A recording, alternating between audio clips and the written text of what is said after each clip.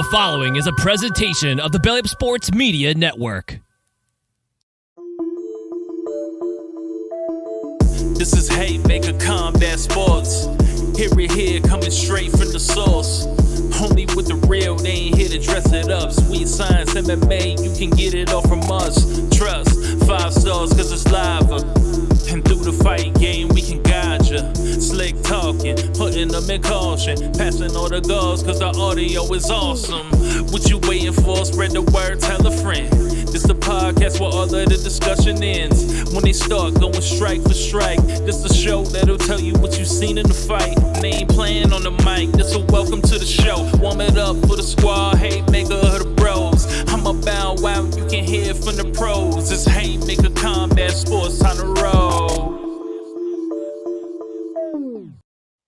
Welcome to Haymaker Combat Sports, powered by Belly Up Sports Media Network. I'm your host, EJ Reed, joined by my fellow hosts, Aaron Admire, Steve Johnson. What's good, fellas?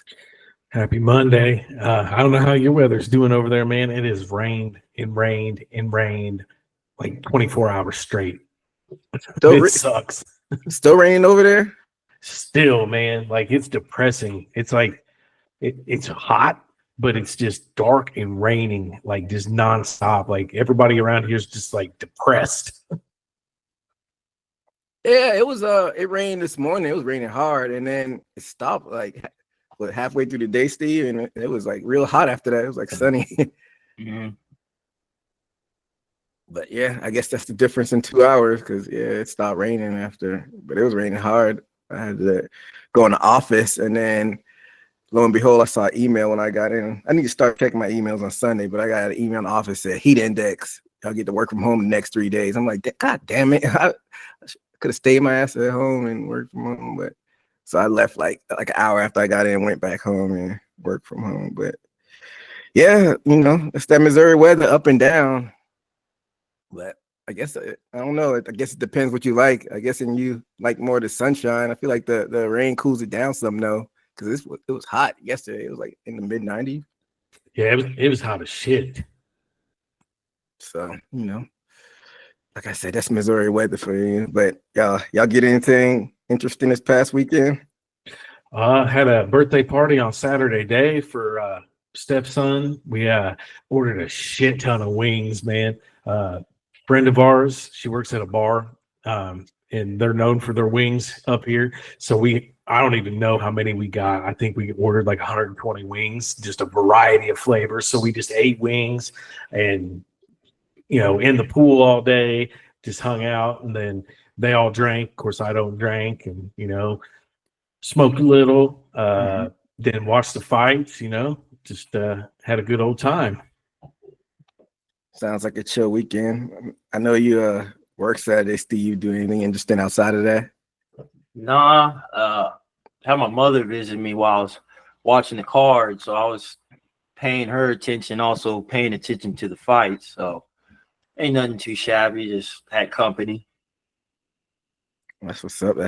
Yeah, I had a pretty chill weekend. Besides the fights on Saturday, went on a little hike Sunday, nothing too exciting outside of that. I know I didn't tell you about this. I was waiting to get to the show, but I showed Steve on Friday. You never know when the next time you'll have a little bit of free time in life. So I saw that the Canelo Bud Crawford tickets were on sale. I'm like, fuck it, I'll just buy a ticket. And I bought a ticket to the fight in September. And pretty solid tickets, row 200. No shit. Where's it at? It's at Allegiant in Vegas. No shit, that's awesome. Is there any other big fighters on that card? I have no clue, but it's Mexican Independence Weekend, so you know how they do out there. So I'm sure they'll put a fight or two on the undercard, but you never know when chance to get to go to a big fight like this. So I said, fuck it. September? Yeah. September. Oh, Rucker's going to be out there too. I don't think he's going. I was going to say Rucker messaged me and said something about going to Vegas in September. Yeah, it was a coincidence because I saw that he posted that like a month or two ago that he'd be there that weekend, but I didn't plan on going out there. But the fight aligned that same weekend. He's going to be out there, so we'll be out there at the same time. But he said he's not going. He's going to watch it from like a sports book or whatnot. But it should be a interesting weekend. This will be my first like live boxing. Besides, like I may have been to like maybe a little regional one. I don't even know if I've ever been to like a little regional one, but definitely first like big pro boxing. So, get to complete, And the combat sports. That's what they say, but you know how that goes. Sometimes they hype up fights and the shit end up being a dud. So let's hope for a competitive fight. I think Crawford's going to force Canelo to fight. Sometimes Canelo gets comfortable and likes to cruise, especially in these latter years. So I think Crawford's going to force him to fight, even though Crawford will be the smaller fighter in this fight. But, once we get closer to the card, I'm sure we'll break it down in depth. But, yeah, that was a purchase that I made. And other than that, nothing else going on in my world. But like Admire said, all of us were watching the fights this past weekend. And before we get in the card, man, you talking about wings earlier. It's funny you brought that up because I ordered some wings too on Saturday. I did Uber Eats. I ordered them around 8:30, to get time so they could get there right before the main card. Because they usually start the first fight around 9:20 our time, Central Time. And I ordered around 8:30. Next thing I know, I opened my eyes. It was like halfway through the Holland fight. I'm like, what the fuck? So I fell asleep, man. I don't know, man. It's been happening more and more the past 2-3 years. I've been falling asleep on these UFC cards. I don't know if it's subconsciously, like my brain's telling me to go to sleep because maybe the hype is not behind a fight, or it's just me getting old. Like I was drinking a little bit during the day, but nothing too egregious. I had like a drink or two, and body just want to stay awake for the fight, man. Like I'm like shit. Man, I go outside. My food is just sitting out there, all cold and shit. Where'd you get wings from? Nothing fancy. Wingstop. Oh, dude, I love Wingstop. It's my favorite. Yeah, cold ass fries, cold ass wings. I had to throw them in the air fryer, and I usually take notes during the fights, and I was like, man, fuck it, man. I'll just rewatch these tomorrow. I don't feel like taking notes right now. I fell asleep again during the Costa fight. Even dozed off a little bit during the Holloway fight. I don't know. My body was just not wanting to stay up. So Sunday I ended up rewatching all the main card and took notes. But yeah, man, I don't know. Maybe it's me. Just hit 37 last week. Maybe my body's letting me know it's about to be 40. I don't know.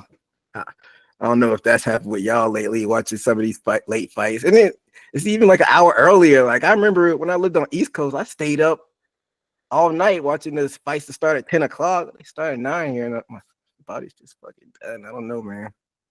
Yeah, it happens. I catch myself having to rewind a lot and go back and see what happened. See what happens to me. I always tell myself, let me rest my eyes for this commercial or something like that, and never open them back up. Yeah, it's getting bad for me, but I don't know.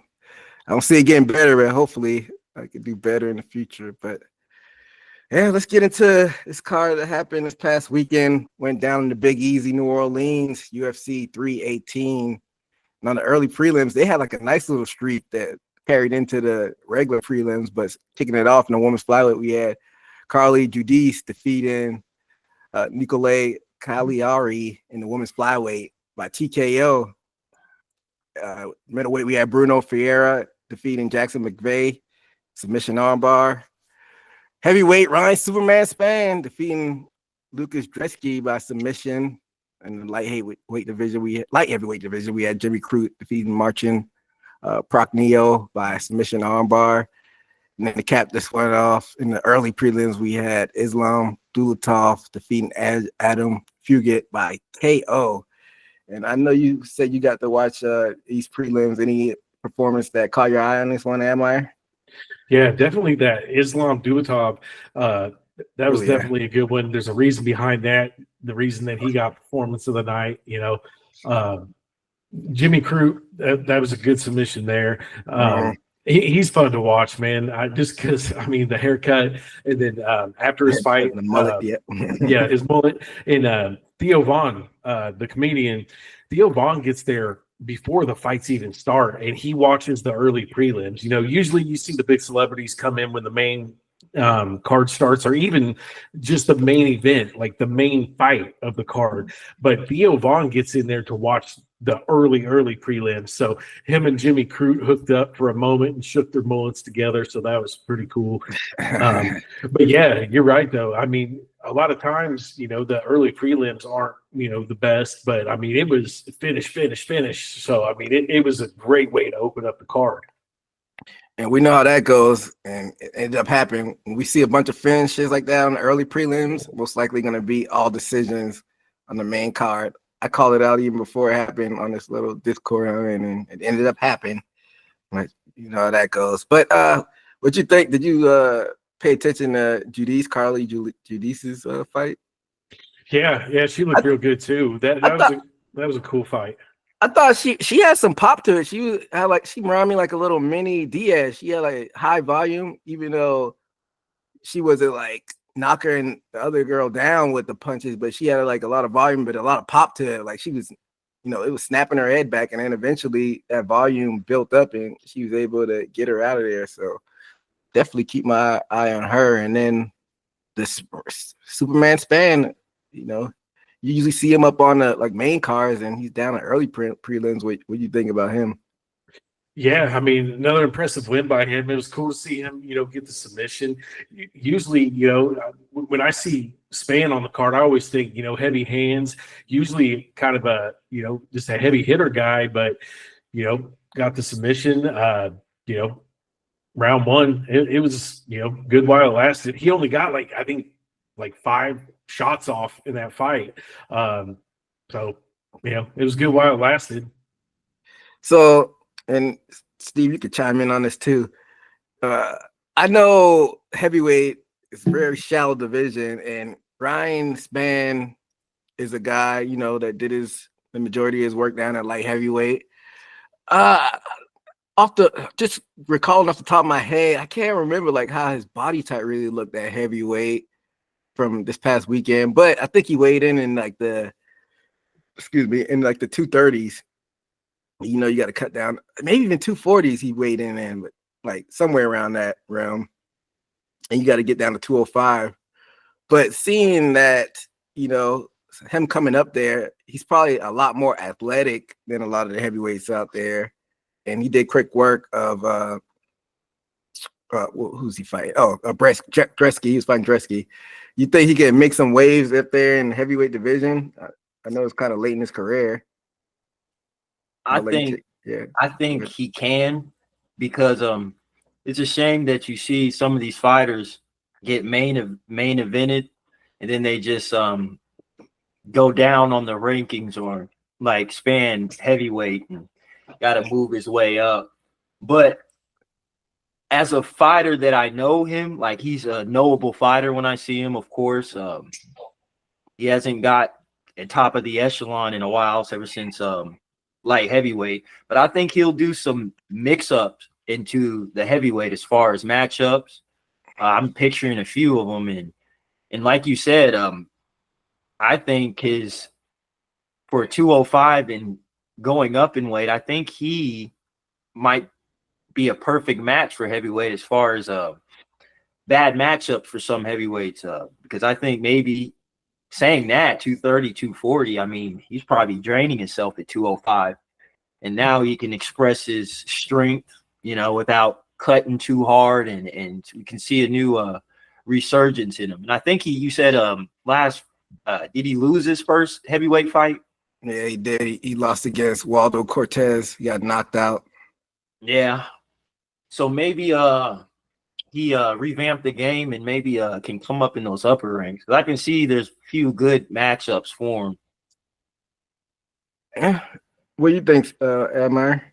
Yeah, I think he's got a real good shot at heavyweight, just because, like I was saying, usually when you see a guy that size, you think knockout. You know, usually heavyweight guys, you think, you know, they got the heavy hands. You think of the knockout artists.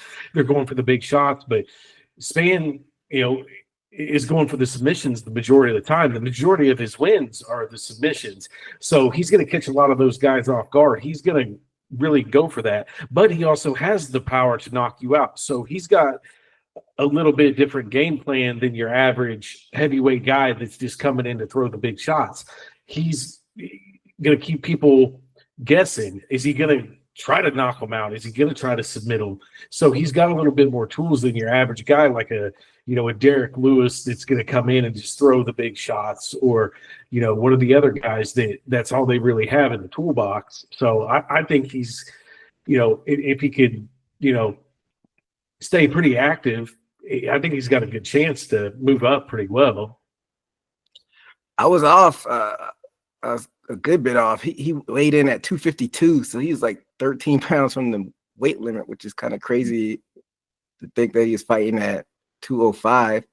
I don't know. A lot of times is water weight, and some people don't, go push as hard. It's his body type. I think he could still make it at 205. Sometimes you could look at somebody and be like, how the hell did they make that weight limit? But he doesn't seem like he fits in that mold. But 252, that's like real heavyweight weight. Yeah, I was looking at his record, and like 8 years ago, he was fighting a middleweight. Yeah, kind of like Rumble Johnson. Like Rumble Johnson now, like you look at him, you're like, how the hell did he make welterweight? And what does he walk around at if he came in at 252? I bet he walks around at 252.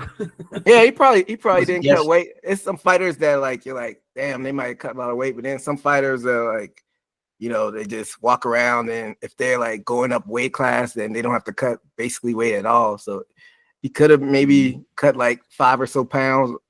He might have cut like 10 pounds, or like I said, he might just walks around at 252 and just focus on other things like maybe weight training or something. And it's crazy that he's got so many submissions on his record, and he's only a blue belt. I mean, I'm not trying to diminish the blue belt, but I mean, usually somebody that's got, the majority of their wins by submission, he's got 14 submission wins. Usually, you hear that and you think they're a black belt. Yeah, definitely. So is the heavyweight division, all you need is like a win or two to like put your name in the conversation of like getting a top 10 opponent. So it won't take much, but we'll see what happens with that. And like Amar said, Crute, it seems like Crute is younger than, he's younger than what I thought he was. What is he, like, 29 or so? I feel like he's been around for forever. I know he fought Anthony Smith like twice. Didn't he fight him twice? Jimmy Crute, 29. Yeah, he fought Smith twice and lost him twice. Yeah, so he seems like he should be older than what he is. And like Amar says, he got the mullet going on and hooking up with Theo Vaughn. So that's a good look as far as like the entertainment side of things. So, Yeah, but he's been fighting the UFC for 7 years. So since he was 22, yeah, he's been around quite a while. So he's one of those guys that got in young, and by the time you realize, like, damn, he's been in there for 7 years and still not even 30 yet. That's crazy. He's probably about the same age as Super Sage Northcutt. But we all know how his story went. But yeah, shout out to Jimmy Crute. And then we were talking about that Islam Dulatov. Yeah, that was it didn't even look like he put a lot on that. It was like a little nice short left hook, and then he did like the Donkey Kong punches on the ground and got him out of there. So that was a fun little fight to cap off the early prelims. But moving on to the prelims that went down on ESPN in the middleweight division, we had Atabak Gautier defeating Robert Valentin by TKO first round. Welterweight division, we had Nikolay Veretinikov defeating Francisco Prado by split decision. Middleweight division, we had Brendan Allen defeating Marvin Vettori by unanimous decision, and the cap list went off. In the bantamweight division, we had Vinicius Oliveira defeating Kyler Phillips by unanimous decision. Steve called it on the previous show about watching out for Gautier, and he lived up to the expectations, got him out of there. What were y'all thoughts on him?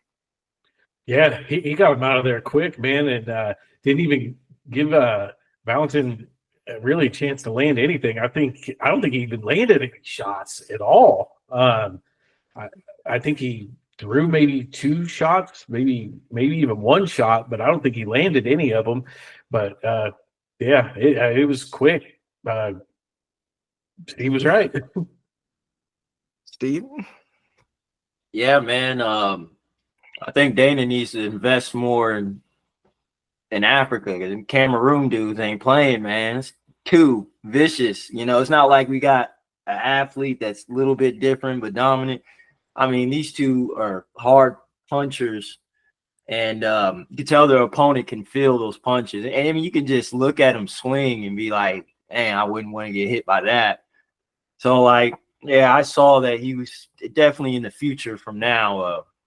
He's going to be a problem for anybody stand up, and probably his next adversity is going against a wrestler. And I don't think we've seen that yet. So I see big ups for Gutierrez, and as far as his style, because if he does what he does, and you know, and like I said, similarities to Ngannou, I think he's going to do very well. Yeah, when you talk about middleweight, light heavyweight division, that's when we start talking about the hard hitter. So you're able to put on a show in that division, you'll get a lot of good looks. So, you know, I'm interested to see what happens with him next. But before we move on to the main card, Vettori takes his 3rd loss in a row, former title contender, Marvin Vettori.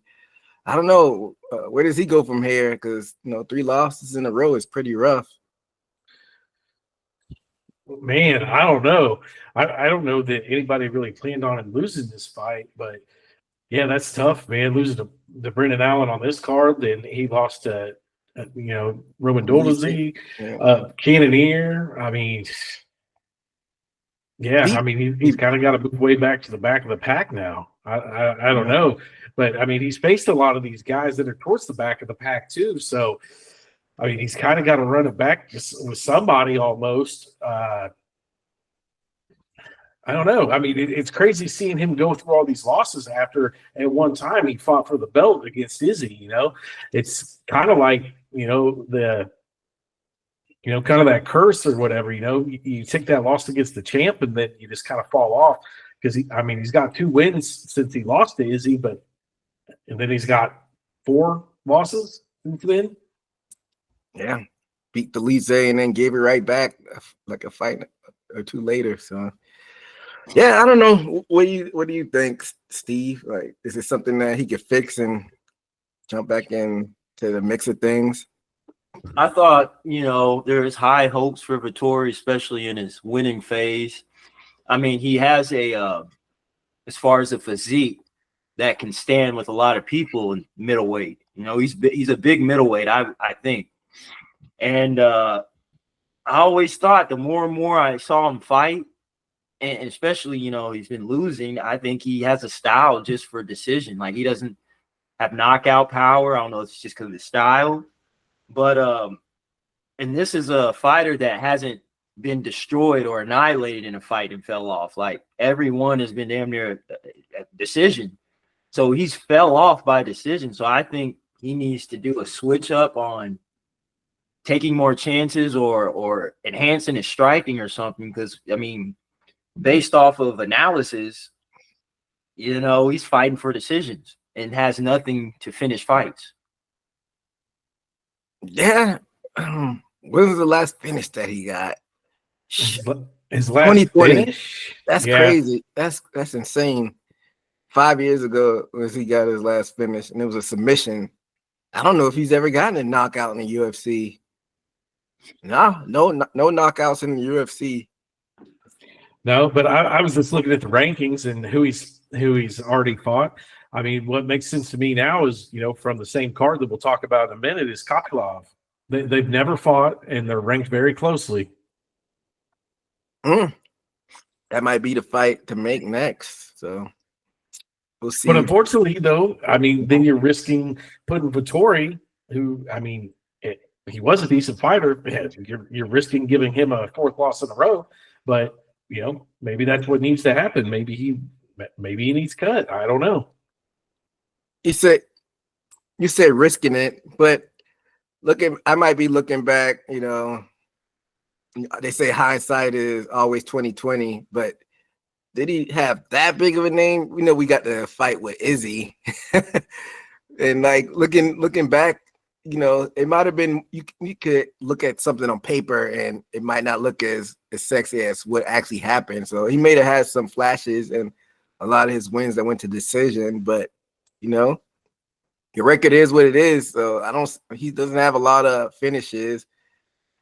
Maybe he was just the right guy at the right time that faced Izzy. And when you're a title contender, that kind of puts yourself in like a different light when it comes to what fans think about you. So maybe we put him up on a higher pedestal just because he got that title shot. I mean, he's got 3 fight of the night bonuses.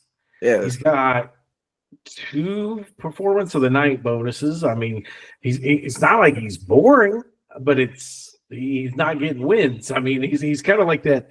He's kind of turning into that Clay Guida type guy. And I don't want to discredit him because maybe it's about who he beat, going to the title shot. Because if you look at it, Johnny Hendricks, that's still 2017. Johnny Hendricks was a shell of himself, but still a former welterweight champion. Uriah Hall, we know Uriah Hall had the highlight reel kicks and stuff. And then Yoel Romero was always seen as like kind of like a boogeyman. So maybe that's why we kind of put him up on that level. I almost not the atmosphere around him, but because I compare him to Diaz, because Diaz has the fans and exciting fights.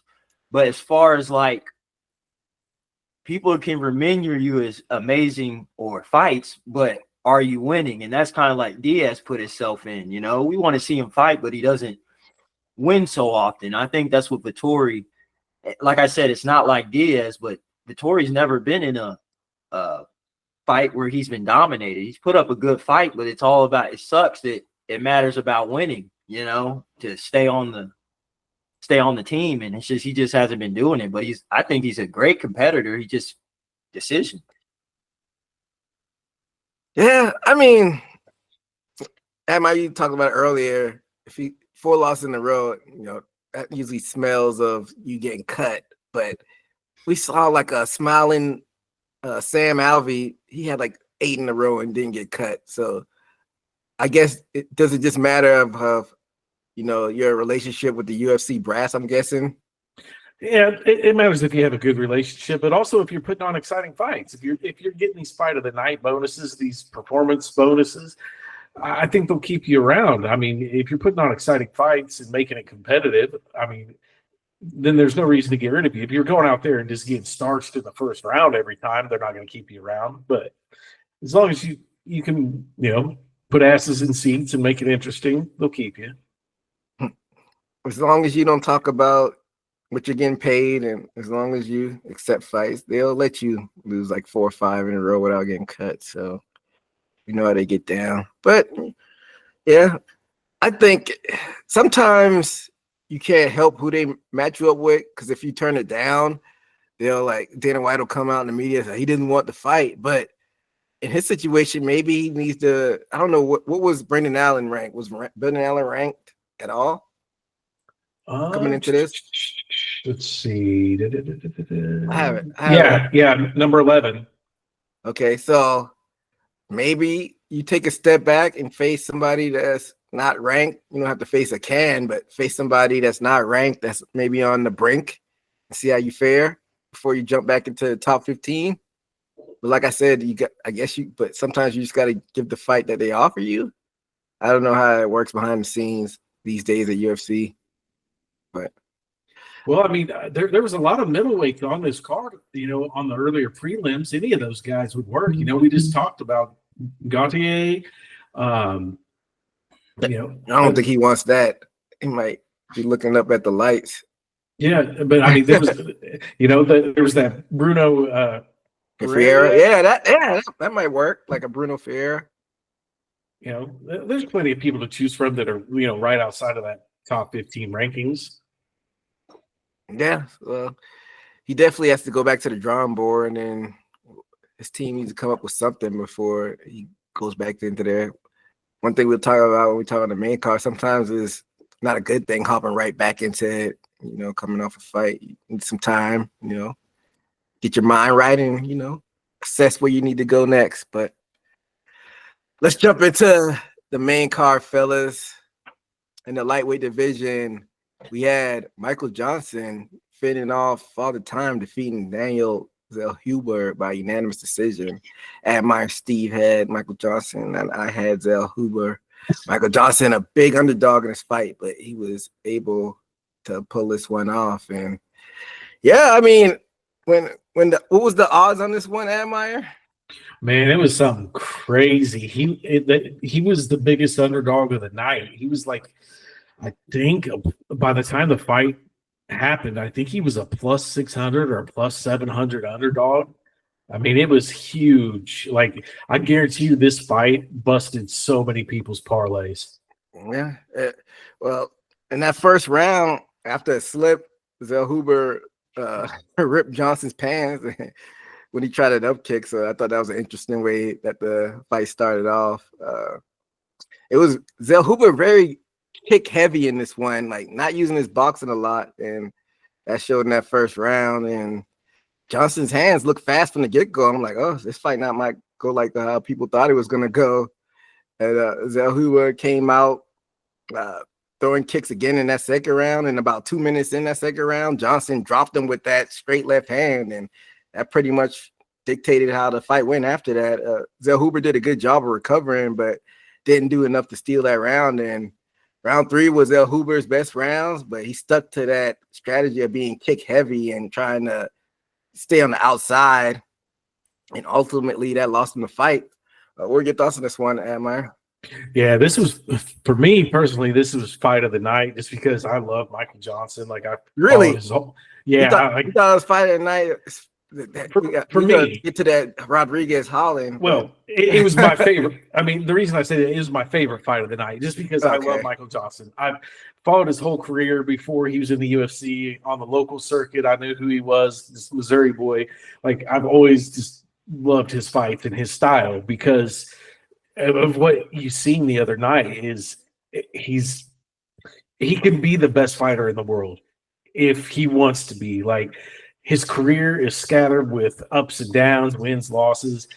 But when he's on, he's on. He's one of the best fighters in the world when he's on. Like, he dropped Khabib before. Like, there's already memes out there of if there's anybody that, that could, win that light heavyweight or lightweight title, it could be Michael Johnson if he's on. Like, just because his hands are so good. I'm not saying that, he could win the lightweight belt. I'm not saying he's going to go take the belt. But I'm saying if that version of him shows up, there's a chance he could because his boxing is that good. Yeah, Zellhuber used a lot of kick-heavy shit, but, I mean, he didn't seem to have an answer for Michael Johnson's, movement, speed, the hands, everything. Like, Johnson just came in there like a vet and looked like he completely prepared for everything. I hate to sound like I'm just gloating, but I mean, that's what it was. Like, I was just impressed with it. I was happy that Michael Johnson won the way he did. Like, it was just complete domination. I felt like it was too good to be true. I thought at any time Zellhuber could have caught him and, just rained on my parade because, he was throwing a lot of kicks. I was like, eventually maybe one of these might get through. Like, because there are times in Johnson's fights where he is doing good and then he lets something slip up and get through and, he takes the loss, but he held it on to it. You call it gloating. The kids call it glazing. Glazing, there we go.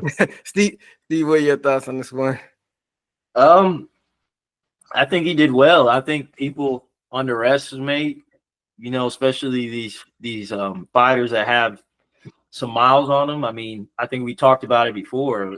Michael Johnson has a death row, a list of people he fought, and like Admire said, man, he does well, and sometimes just get caught by a shot. But if he keeps focusing and avoids those shots, I mean, like he did Saturday, and like he said at the end of the fight, he was focusing on those body shots, which I think helped him out a lot. I think Michael Johnson, he's got a new rhythm to him, and I think he's here to at least have some more competitive fights, possibly, start getting up to those known fighters, because I think he still has it. By known fighters, what do you mean by that? Top 10. Really? You think right by it? He's 39.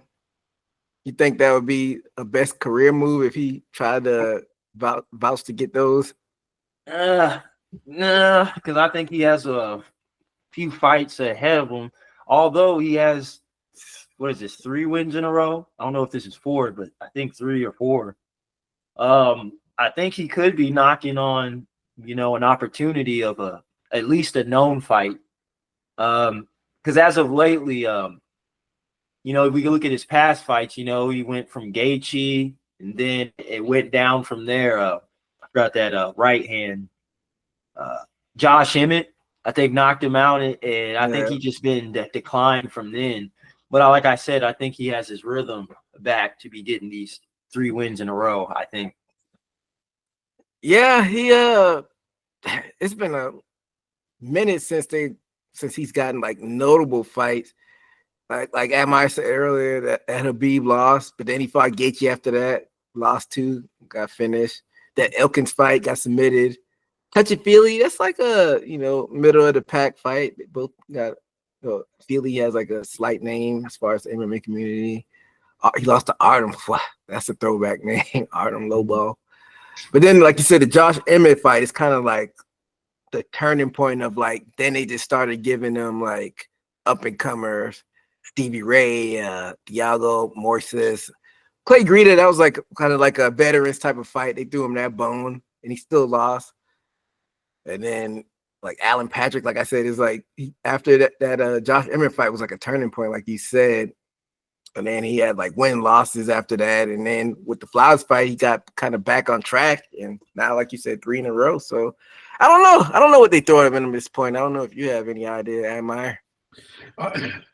I hope Steve's right. I hope that they say, okay, you put on a great show. You did awesome on the main card. You're ready. Let's give you somebody, top 10 to 15. Let's see if you're ready to get back into it. And I'm looking at Michael Chandler's name right there at number 13. Why not give that a try? Or Benoit Saint Denis, who's ranked number 14. Somebody like that. Let's see if Michael Johnson can give this, one more try. Let's see if he's got the skills, kind of sink or swim. Yeah, I think dip your toes. Not top 10, top 15, like you said, like a Chandler or who Saint Denis you said, and then see how he fares there. But I don't know, it's just lightweight is just too deep of a division. Like if he were up there at middleweight or light heavyweight, I'm like, okay, string together 2 wins or so. Somebody pulls out a fight, you might get a title shot, kind of like Glover Teixeira type situation. But that lightweight division is just such a monster. I would say, like, maybe if he did the same strategy, except I don't know if he can cut 10 more pounds, like maybe featherweight and try to go on like a little mini run there. He'd be, probably in a better position. Look at your champion there. He's my age, it's like 37. When you're talking about Volkanovski and whatnot, but I don't know. It'll be interesting to see if he can keep this streak going. 39. Who knows? Like, you don't see a lot of older fighters in the lighter weight divisions. You see him more so in the heavier divisions. So I don't know. Everybody likes the story of older fighters sticking in there, as we saw with the Pacquiao fight this past weekend. But yeah, we'll see, where the road takes Michael Johnson in the future. But moving on, fellas, in the featherweight division, we had Patricio Pitbull defeating Dan Ige by unanimous decision. I had Pitbull, Stephen Admire, had Ige in this one. Round one, Pitbull was very calculated and measured, and like halfway through the round, he got the takedown, but didn't do a lot with it. Ige didn't do a lot in the exchange, I'm guessing because he had to chase Pitbull, so not a whole lot of activity in that first round. And then the same with the round two, Pitbull very measured, like being choosy with the shots that he took, but about halfway in the round, he started letting his hands go, and he hurt Ige with that straight left and followed up with uppercuts, and then got a takedown with about a minute left to finish that round. So that was definitely the most exciting round of the fight. And then in round three, Ige rocked Pitbull when Pitbull went in to go for the takedown. He got that head kick.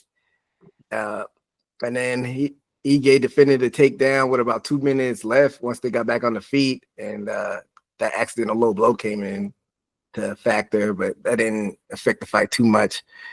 Ige went for a head kick late in that round, and they ended up in like a weird leg lock entanglement to finish off that round when they were both trying to hit each other. But win for Pitbull, got his first UFC win, former Bellator featherweight and bantamweight champion. What were your thoughts on this one, Amai?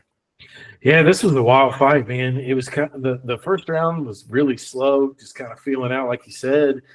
And I was like, okay, is this really what it's going to be? I expected this to be a banger.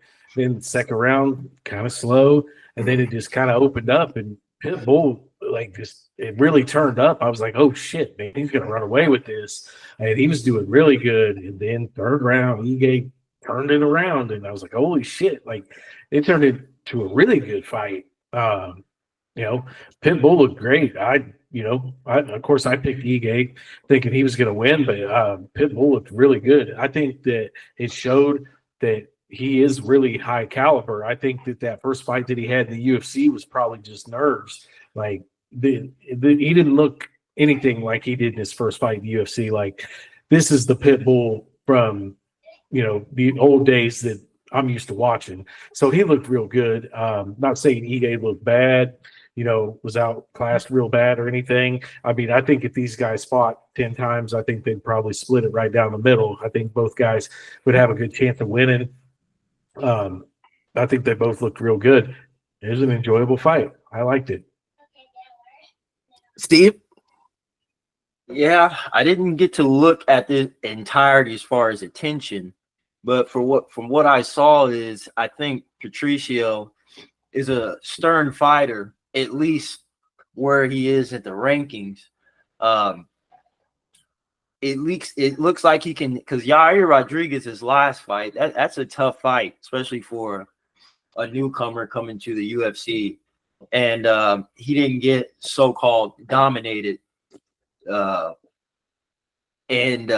he didn't pull that one out. But this fight, he looked a lot different and looked like he, like you said, more focused. Maybe that first fight was nerves. But Dan Ige is a pretty competitive fighter and pretty consistent on doing pretty competitive fights and hard fights. And it looks like Patricio is here to stay, and I think he belongs in the top 10. But I do feel like he has to go through a few people for me to verify him. So I misspoke earlier. I said former bantamweight and featherweight champion, for the former lightweight and featherweight champion. And I don't know. Yeah, like y'all said, he did look good, but Father Time is down on his side. He's 38. Do you think he can make some splashes down there at featherweight, Admire? I do. I mean, he's a world-class athlete. I think that he's probably got at least one run left in him. Probably a good 2-3 fights left. If he can, get all wins out of that, I think the UFC will at least give him one title shot if he can just string those wins together. What about you, Steve? I think so. Let's see, he was down there at bantamweight. It's right featherweight. Now. It's featherweight. Oh, featherweight. You got Volkanovski, your champion. That's your champion. I think that would be a good fight. Maybe maybe a few people worry about in between that. But I think that would be a fight for the ages in featherweight, very competitive. It seems like they got the just on the top of it. I don't know how tall he is, but it seemed like they got the same body physique. So 5'6". He's 5'6". I think Volkanovski's what, 5'7", 5'8", so right around the same ballpark, right? So yeah, so it would be evened out as far as that, and I think it would be competitive because they're both good athletes too, from what I see. Patricio. And we got to see where he comes in the rankings, because Ige was ranked number 11. Mm-hmm. So we got to see kind of where they put him in there, and who they're going to put him up against next. Are they going to just like catapult him through the top and just be like, okay, we want to rush this guy and, kind of fast track him towards the title if that's what they want to do? Or are they going to just make him take it slow? My first thought is, throw him in there against, Sterling. I wonder how fans will react to that fight announcement. That'd be interesting. So he lost to Yair Rodriguez, who's ranked number 3. He just beat the number 11. So I'm thinking they'll probably slot him at like number 11 and move Ige back a few slots. You got Jean Silva at 10, Youssef Zalal at 9, Emmett, Sterling, Murphy, Ortega, Allen, Rodriguez, Lopez, Evelev. Like you said, that I guess that would make a lot of sense. Admire him and Sterling. But what about maybe like a Josh Emmett though? Yeah, I mean, Josh Emmett at number 8 makes sense. I mean, even a Brian Ortega up there, that's I think around number 5. Kind of anybody through that 5 to 10 pack probably makes sense. And that's really going to tell the UFC what they need to do with Pitbull next. If he makes it past, whoever they line him up in that 5 to 10, if he wins that, then he automatically should go to a title eliminator against somebody in the top 3. If he loses, then that he's probably not going to work out as, being a title contender. So then they know that, hey, just, match him up with some fun fights, around, the top of the order, the 10 to 15. I think it makes sense. Like the math works out. Just if he lands at number 11, next fight, have him do 10 through 6. If he wins that, give him top 5. And if he wins that, title shot. Like by the time you do that, it'll be like towards the end of probably next year. So, and if he's 38 and he's still able to get quality wins like that, and throw him in there for the title. But we'll see.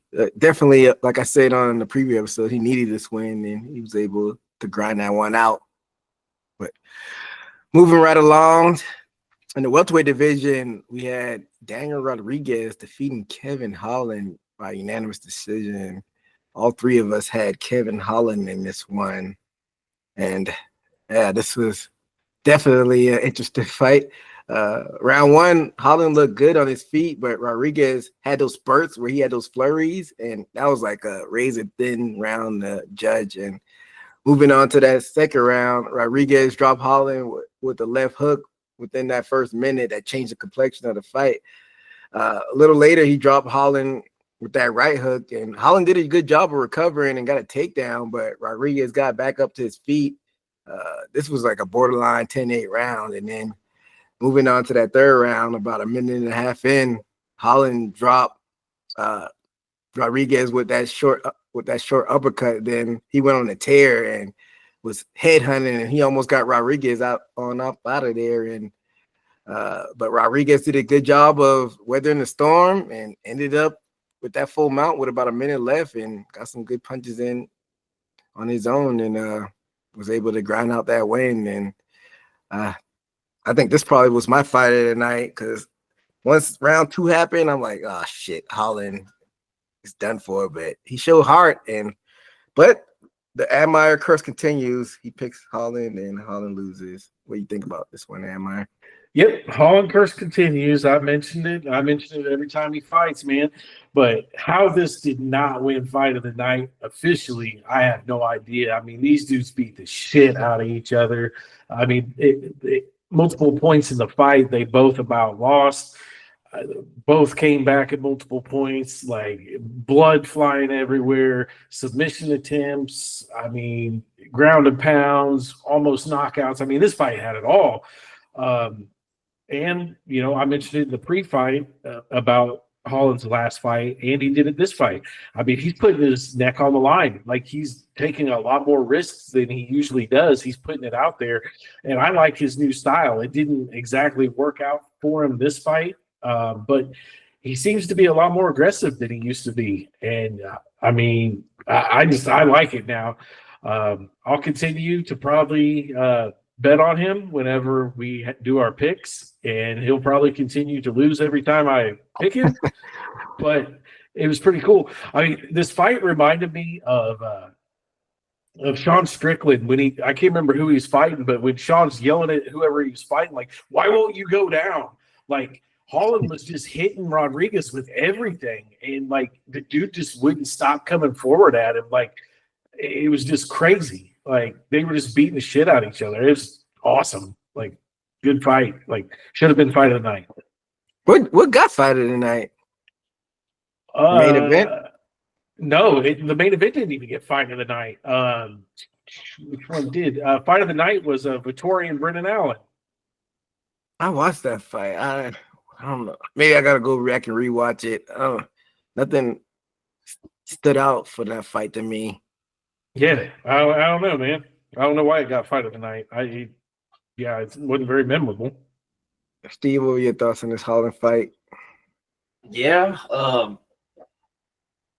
Holland, he looks, I guess when he gets defeated, he disappoints me, but at least he made it to a decision with a good heart performance. I think Kevin Holland, when he's forced to fight with a dangerous fighter, Daniel Rodriguez, plus I think Kevin Holland has that mentality, like, you get him good, you have to get him back. And I think that's what carried the fight for both of them to have a good fight. Like I said, I picked Kevin Holland. It was disappointing.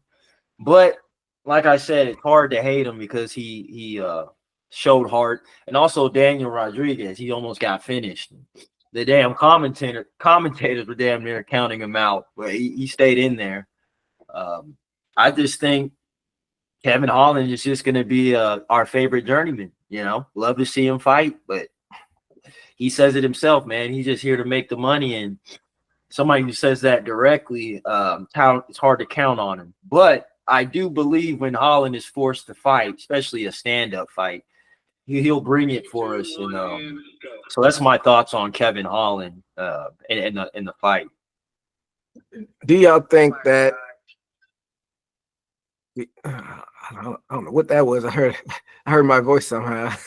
Yeah, no, I was pulling up TikTok for the next fight for us to discuss. So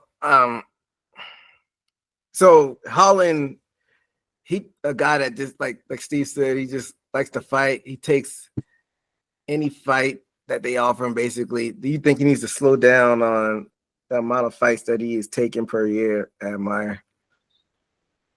No, I don't think so. He's having fun. He enjoys it.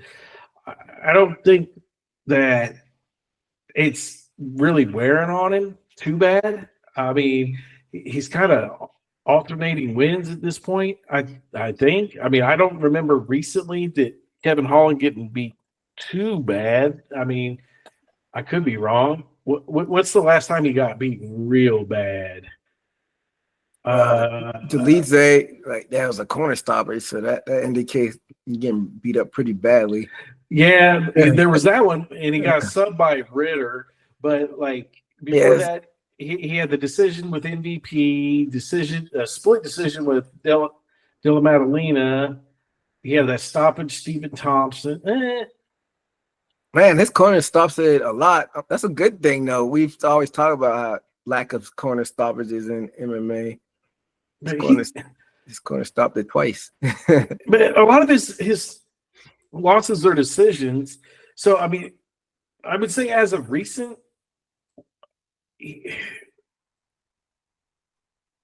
I don't think he's taking too many fights. I think that it's good for him, especially financially, to just get the money while it's there. He is 32.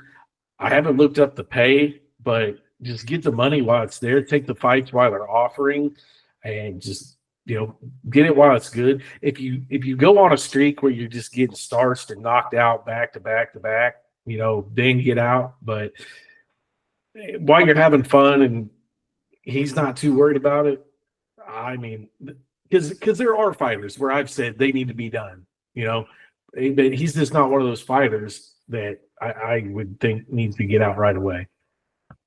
Steve? Yeah, I think what also factors is in how he loses. If he goes in there, he gets submitted. And plus, I heard somebody talk about before, mostly it's the camp that drains these fighters and not the fight. I don't know how he's training, but I mean, for him to do it consistently, multiple fights in a year, I mean, he must have something under his sleeve as far as like providing these fights and able to make it, even if it's just for money. I mean, shit, 4 times, and with you ain't out there with major injuries to hinder you. I think that's all we're gonna see from him, though. Other than that, but I think maybe he goes in there, and if he goes to his level, and then he risks getting submitted. I mean, if you get submitted, you probably feel fresh right after the fight. So I think he's been submitted his last few fights, or one of those fights, and then depending on how bad he gets beat, or in the first round or second, but he seems like he keeps his endurance in between these fights. And I mean, I'm trying to imagine it, how you can do it 4 times. I mean, every time I see Kevin Holland, it's like, damn, he just fought. This is the only person I notice that fights consistently. Like, I thought I saw him on the next card. So I think he's in it for the money. Well, I did find his payout. They say here his estimated payout for the fight is $421,000. So I disagree with both of y'all, and I get what you're saying, Amai. Get your money while you can. I can see if he was like in his mid-20s, but he's 32. He had a fight in June, and it's good. Like, us fight fans, we love it when somebody goes in there and gives it all they have.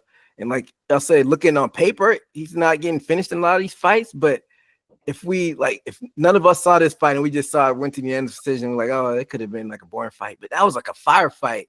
He took a lot of damage in that fight. So you got to take at least a couple months off, because MMA is still a new sport.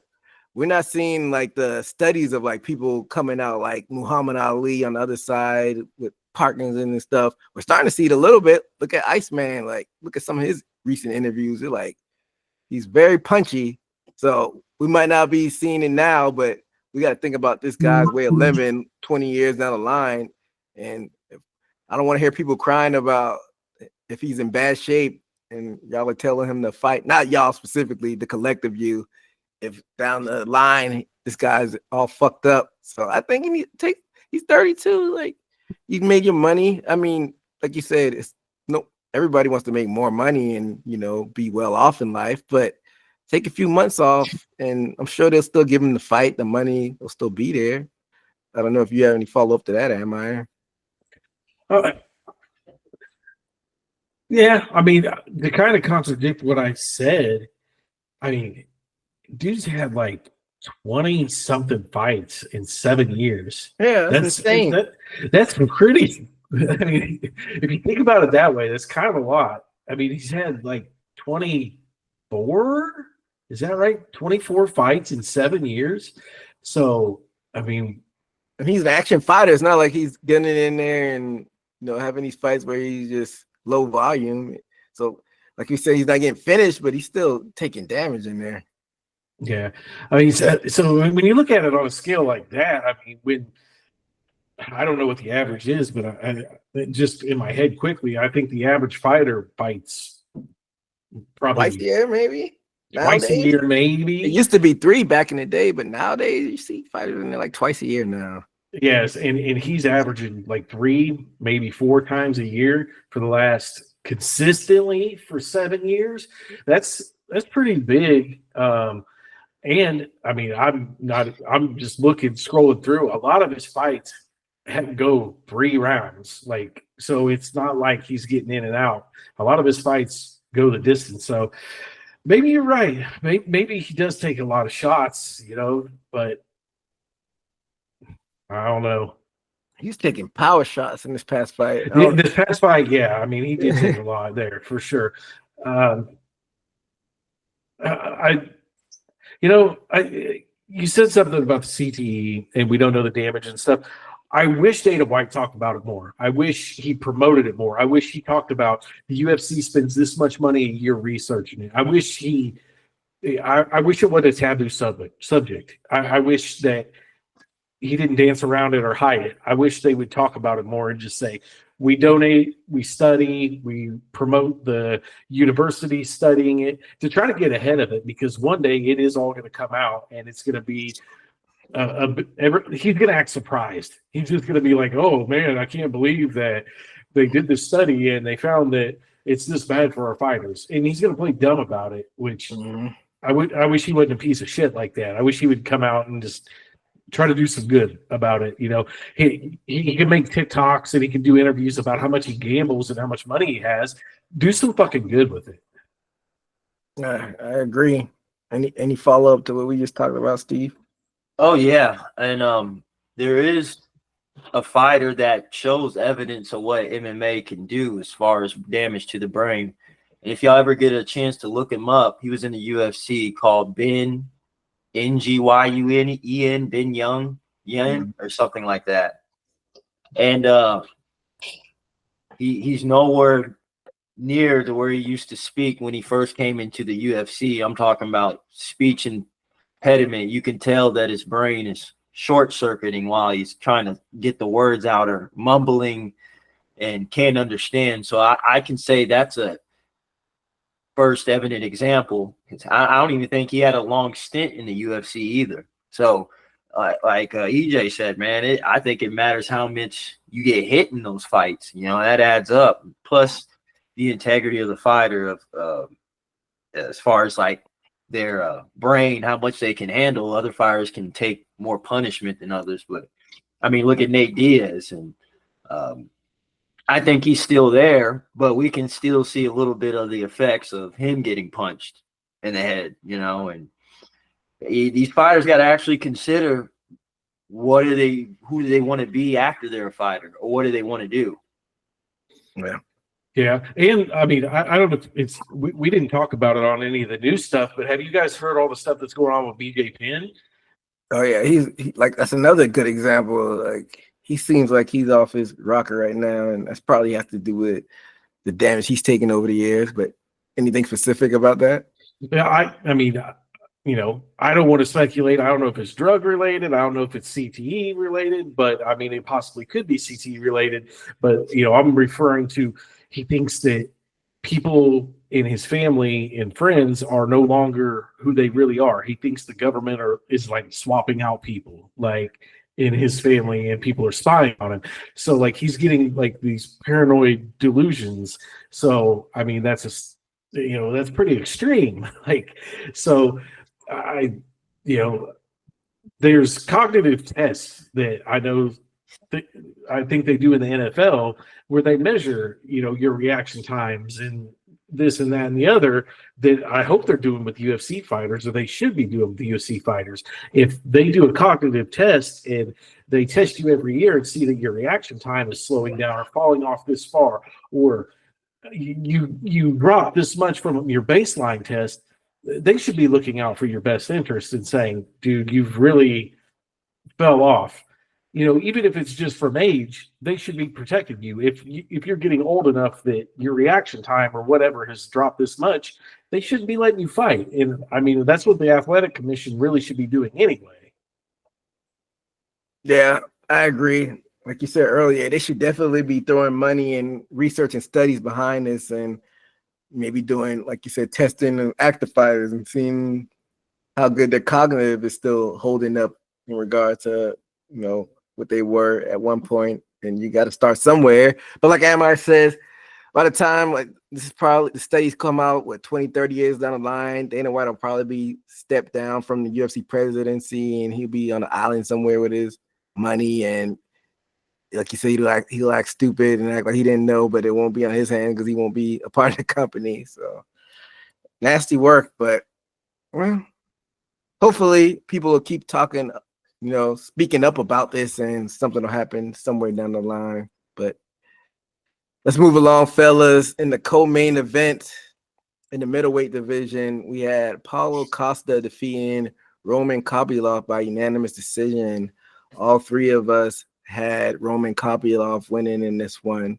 And round one, Costa came out with the kicks, but this round was pretty much a kickboxing until the last minute of the fight, and Costa dropped Kopylov with that straight right. And then halfway through the second round, Costa hurt Kopylov with another straight right and a kick to the body, and Kopylov basically went into survival mode for the remainder of that second round. And then going on to the third round, Kopylov stunned Costa 2 minutes in with that right hand, but Costa recovered, and the two exchanged on the feet for the remainder of the round, and Costa pretty much cruised to victory. And when we were in the previous show, Admire bet the listeners $20 each for the first 3 people that commented on it and posted it on TikTok and on Instagram, and nobody took him up on that offer. So Admire keeps his money. What are your thoughts on this one, Admire? Yeah, nobody wanted to do it. That's what I was doing. I was checking TikTok, and I had 1,300 views, and nobody wanted to do it. I mean, when we talked about Paulo Costa, I think it was a year or two ago when I was talking shit on him, so many people wanted to chime in talking about I didn't know shit about shit and how great of a fighter Paulo Costa was, but when I give him the chance, they didn't want to put no money on him. And weird.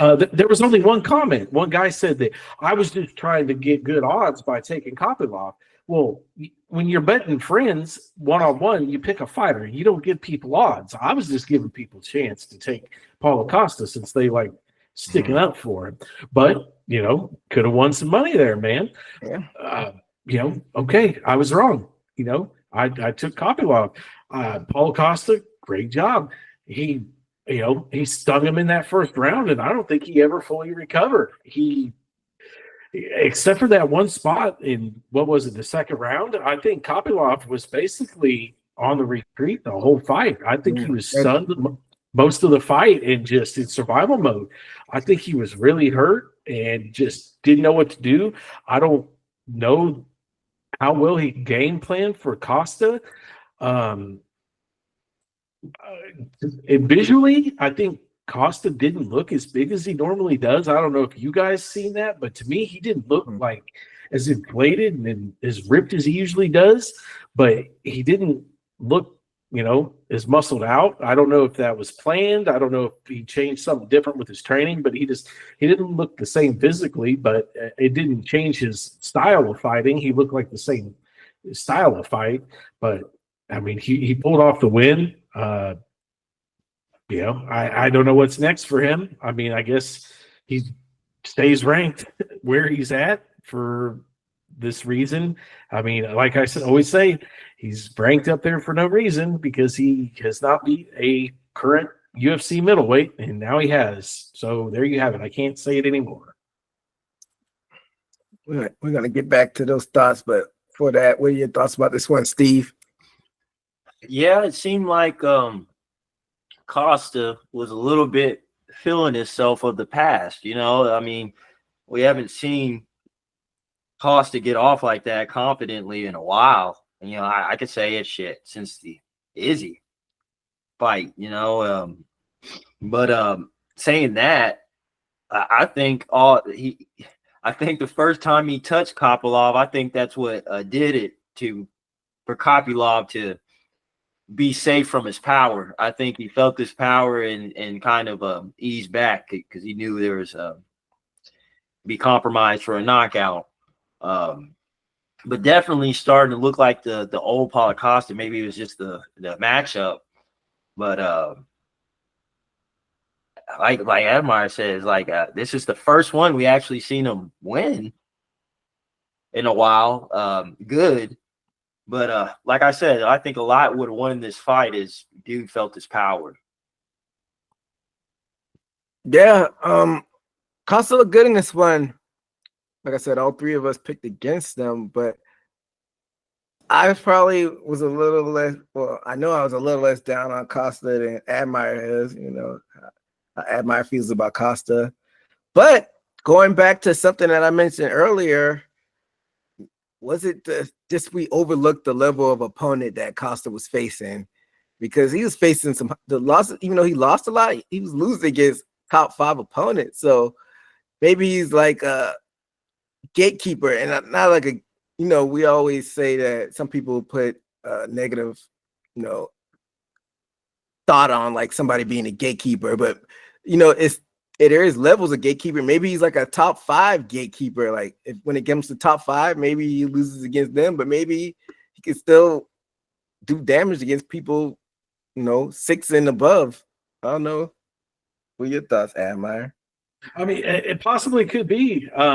You know, you're most likely right, because as I always focus on saying that he hasn't beaten the current middleweights, well, he's lost to top 5 people. So it might be just that he's a 6 to 10 guy. Maybe he is the 6 to 10 guy. So maybe he needs to get in there against, you know, who am I going to throw him in there against? Well, somebody that he hasn't fought at middleweight, Kyle Barrow. Yeah, that's the name I was just looking at. But I don't know if how cool they are, because you know, sometimes a lot of countrymen don't want to fight each other. But you know, if Dana wants them to fight, because I know, isn't Barrow a fight nerds guy, Steve? Yeah, he's like the head. He's the head of it, I want to say. Mm-hmm. Yeah, I mean, but if I don't know, like I said, I don't know how cool they are, but that would be like almost like a perfect fight to happen. Did he face Cannonier yet, Admire? I don't see any Cannonier on there. I don't think so. That's another guy. Yeah. So one of those guys, yeah, he'd probably be more likely to fight Cannonier. So I mean, that's really going to be like the kind of to figure out where he's at with it. Like, I don't know, because like I said, I wasn't as down on him as you were, but once he gets back in the top 5, I can see him getting beaten again. So he's like literally like a gatekeeper at this point, right? Has he ever fought outside of middleweight ever in his career? I mean, he did he do that light heavyweight fight? I was gonna say, I thought he did. Yeah, he did against Vittori. I remember it because it was like controversy behind that. Somebody missed weight. I can't remember. It was Costa or Vittori. And yeah, so I mean, if he ever had to, but I think that he might end up being just a little undersized for light heavyweight. But I mean, he's kind of lost to everybody up there at the top of the pack. I don't think that he's ever fought like DDP.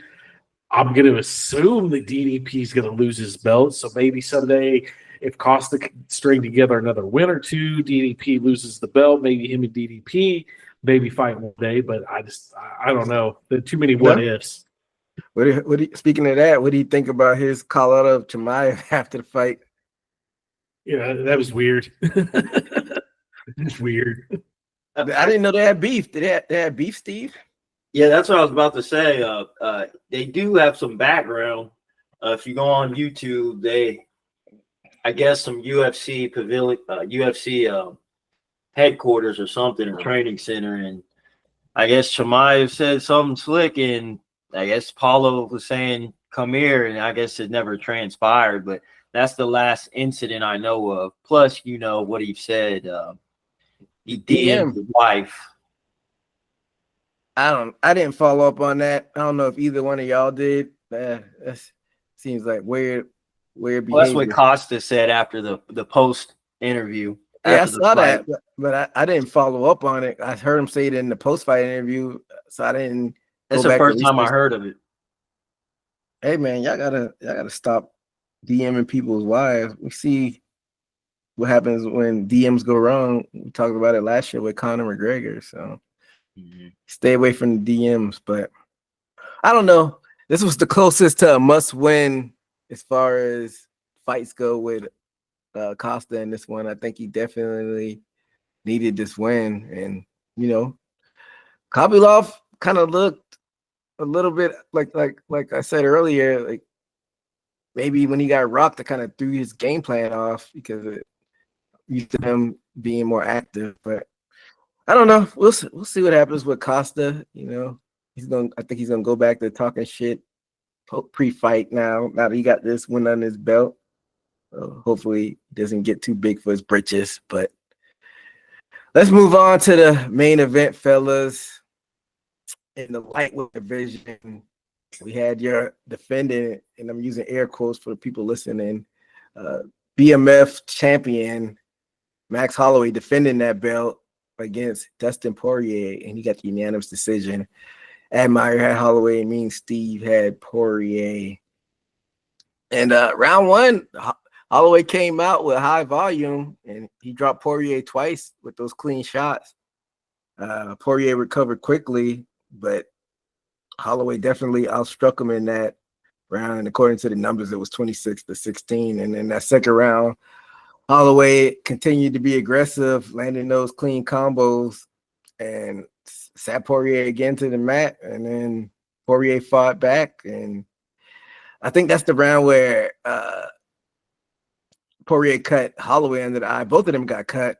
But in that the final seconds of that second round, Poirier got a knockdown and went for that guillotine, and that's when the crowd really got into it. And then in that third round is when Poirier got that scratch under his eye, and you could see it was really bothering him in that third round. And Poirier tried to pick up the pace, but Holloway continued to just counter strike him and kind of like pick him apart on the feet. And in that fourth round, another round that Holloway outstruck Poirier, and you could just the writing was on the wall at that point. And in that fifth round, just Holloway just basically just doing what he wanted on the feet.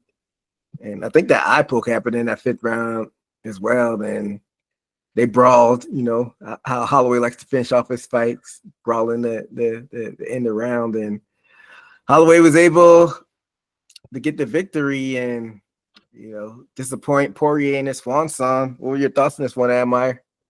Yeah, it was a fun fight, man. I did pick Holloway, but kind of my heart wanted Poirier to win, just knowing that it was his retirement fight. He's a good dude, journeyman, been around forever. You always want to see a guy, kind of go out with the win. Max Holloway, dude, just a fighter. Like, it's crazy that dude just likes to fight and throw. I don't really see how anybody can say anything bad about that fight, but of course there are. I spent a lot of the night after the fight reading comments on Reddit, on Facebook, like so many people just talking shit on the fight, and a lot of people talking shit on Dustin Poirier, like saying he didn't give it at all, like he didn't show up for the fight, like, oh, at the end of the fight when Max, pointed down, wanted to do the brawl, Dustin latched onto him and grabbed onto him, that was messed up. Dustin didn't really try. Like, so many people have just so many shit opinions that don't even fight. Like, it's crazy. I thought it was a great fight. It was fun. I kind of hope that they do away with the BMF thing now. It's not real. If they do keep it, I hope they do, kind of like what I said before. I think that the BMF title should be, you have to fight somebody outside of your weight class. That way it keeps moving and gives a chance for other divisions to have it, so you don't keep it within one weight division. You have to fight somebody outside of your weight class. That way, that's what a BMF should be, a bad motherfucker. Somebody who's fighting somebody that weighs more than them, it should have to move. But anyway, this fight, It was cool. I don't know what happens next for Max. And side note, still makes me wonder, how did Anthony Smith get the retirement package and no retirement package for Dustin Poirier? I thought they did do like videos during. I mean, they did a lot, but it still didn't feel the same. It still feels like Anthony Smith got a better retirement. Like I don't know. Anthony Smith seemed different. I don't know. Well, we know Anthony Smith works for them, so that's like a quick answer for that. But I'm gonna come back to that as far as the whole spectacle behind this. But what are your thoughts on this one, Steve? Before I enter the fight, you know, they say read the fine lining of what you're buying, or you might. What I'll say about this, I'm never going to believe the UFC, and I'm going to look into the fine print. I thought Lil Wayne was going to be coming out rapping, walking him out, and they sure tricked me. He literally walked him out. You know what I'm saying? I didn't expect that. Thought there was going to be a performance for him. But I was like, well, damn. And then, not making, like I said, and then Lil Wayne I thought that was weird. I'm like, why'd you even have to be there just walking? I mean, I understand the prestigeness of the artist, but I felt like that was, I wonder how much he got paid just to walk. But besides that, Max Holloway, I can't, he wasn't always a fighter that I like. I built on liking him, but he didn't win me over until last Saturday. I doubted him with Gaethje because of the first Poirier fight. He got pretty beat up. He won me back when I didn't even expect him, because Gaethje is a hard hitter, and surprised that he got through that. And then this fight, and I don't know if you guys noticed, but like not only his skill and his mentality growth as far as knowledge of the game, but Holloway came in there with a little bit more muscle, a little bigger than his last fight. And I think that's what was the difference, because the last fight he couldn't sting him or so to speak, hurt him enough to get him off him. And it seemed like I don't know if Poirier was withered through his battles in the past, but Max Holloway definitely won over with me, getting those knockdowns, getting respect throughout the fight, which I think he couldn't do in his last fight. So definitely won me over. And as far as Poirier, I mean, that comment I'm saying he's not trying, I mean, shit. He's at the end of his career. You think he wouldn't be trying his last fight? I mean, I think that's crazy for somebody to say that. But I think that's just giving a hidden compliment to Max Holloway. I think Max Holloway did that good, and we saw the growth in between the last fight to see where Max Holloway is, which this goes into I won't even judge Holloway off his last knockout. He got knocked out. I mean, I guess this shows how good Ilie Topuria is. But hats off to Holloway. I think he got the job done and proved a lot of people wrong, including myself. Okay, so I agree with those points you just made, Steve. But going back to what Admire said, you said there was a lot of chatter about him not giving his all. Was this mostly on Reddit, or what social media platform was this? Both Reddit and Facebook. So there's a lot of commenters. I mean, it's a lot of guys that don't fight, just spectators. We know the type of people that use Facebook, so I'm not surprised about that. And Reddit is a free for all, but I don't know what they were seeing. Maybe they were just big Poirier fans and they were just disappointed and lashed out in that type of way. But I thought it was a fun fight. And before we get into the Poirier side of things, let's talk about Max Holloway.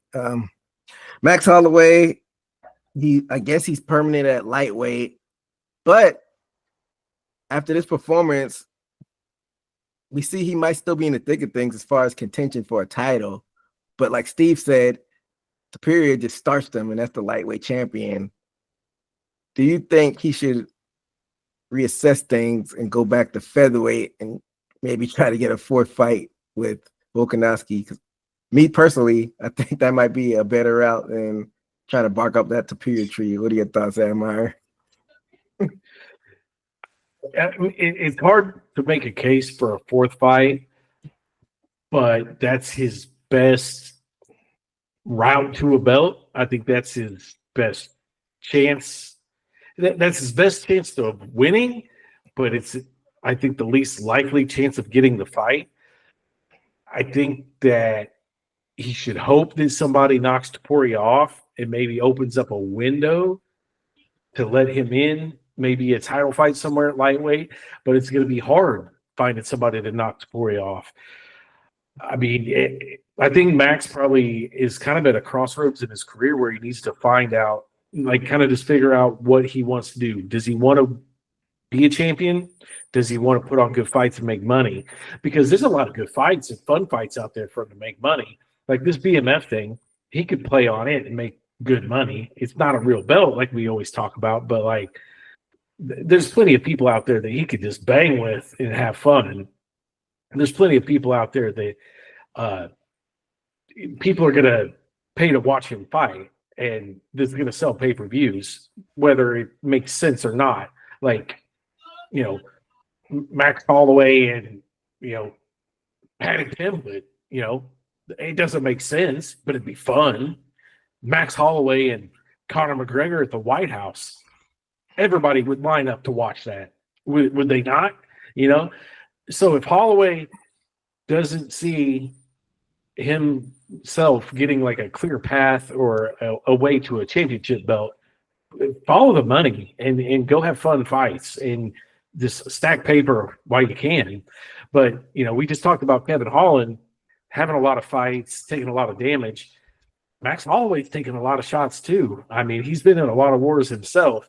So if he's going to continue on as well, he should probably try to make the money as well. Yeah, but you know, the fighters get into to win a title, like you said, it sounds fun on paper for just to do fun fights, but at the end of the day, they want to get that belt. So he is a fighter that, you know, could put on fun fights, but if he's still ranked in the top 5, he's gonna want to, you know, get some gold. I don't know. Well, what do you think the best path for a title shot is, Steve? Yeah, I think he's in a good position to play around his ranking area, take fights, maybe entertain some, not to rank up, or, you know, like I say, he can be in the halfway house of, I mean, he can be offered something that might divert him away from a championship, and it could have been a money fight.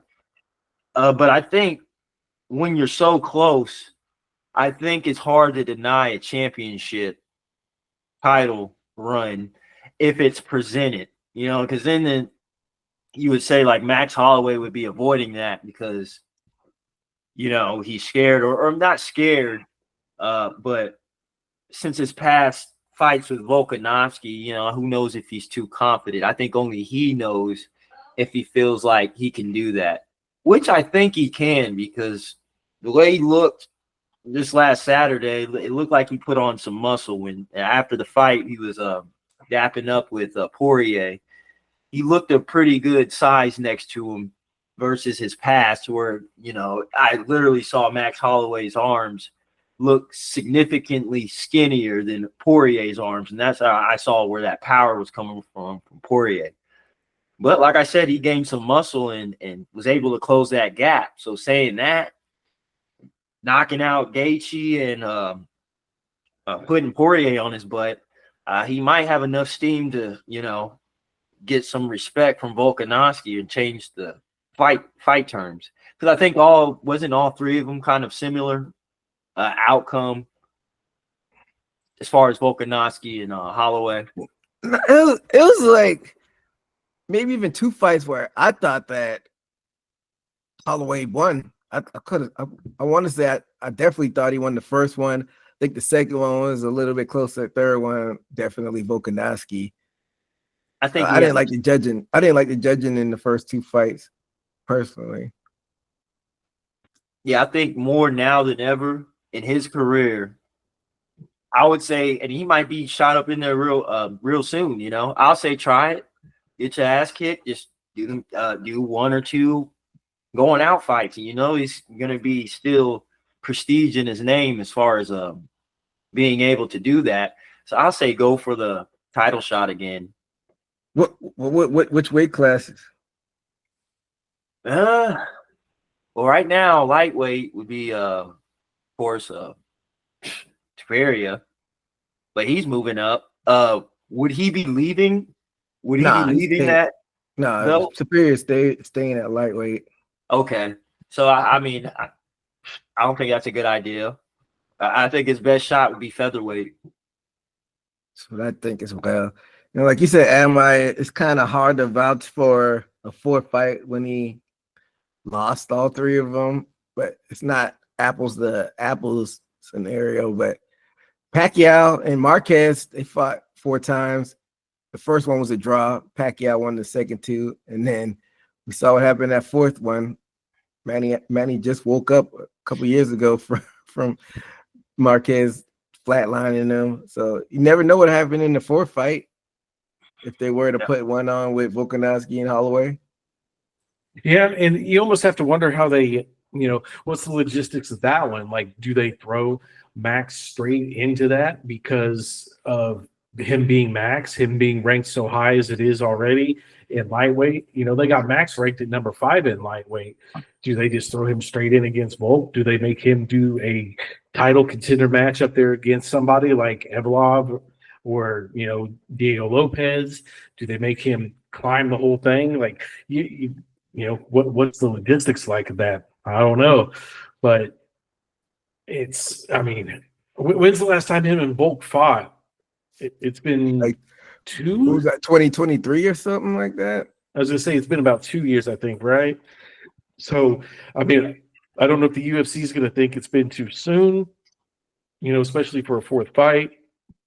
But Max has such a big name in the UFC world, in the MMA world, that it's gonna sell. Volk has such a big name that it's gonna sell. So even though I said that it's a 4th fight, I still think it will sell either way. So I guess I think it'd be, if they do it, they should do it, make it a special card, I guess, one of the special cards, just because it might be, Max getting the belt.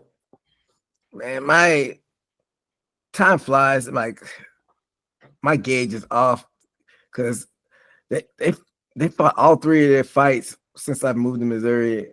It was early on when I moved here, but they fought in I can't believe the first fight, and Volkanovski and Max the first one was December 2019, so before the pandemic. Then they ran that second one back, I guess, because Max was a dominant champion. And that was a split decision. So their first 2 fights, I think Max won those first 2, but what do I know? But then there was a little bit of time between that 3rd one. But that happened in 2022, so it's been 3 years. So I think that's enough time for them to possibly run it back, since the 3rd fight was 3 years ago. Yeah, it's been 3 years, man. Think about all the fights and different things that they've both been through since then. So it's a new landscape, and they've both changed a lot since then. So, even though it is 4 fights, it's very interesting. So, I don't personally have a problem with it. I'd line it up, I guess. What is it, July? New Year's Eve card. Line it up. Yeah, I don't even think they do those anymore. It's been a while. Yeah, maybe early next year, if that happens. Because Volkanovski beat Lopez. He beat Yair. And there's no bigger name that you could have against Volkanovski than a Max Holloway at this point down there in featherweight. Unless maybe I don't even know if I don't even know, just thinking off the top of my head, I was trying to gather up something, but I don't know what other exciting fights you could put down there. If it's not Holloway, you just have to go by the numbers and just do the highest ranked contender, and I don't know if that'll sell. You know.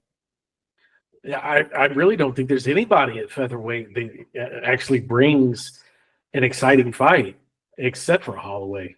You know, brings an exciting fight to Volkanovski. Unless and like I don't like this unless you try to maybe get Marab to come up and do a quote unquote super fight.